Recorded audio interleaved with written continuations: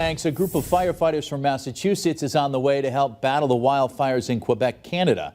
The Healy-Driscoll administration held a send-off ceremony for the 11 wildland firefighters, one of whom is from Western Mass.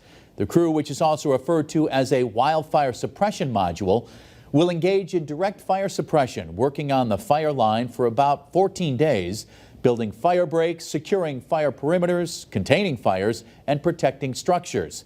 Massachusetts is one of the original members of the Northeast Fire Protection Commission, which is a compact among the 6 New England states, New York, and 4 eastern Canadian provinces.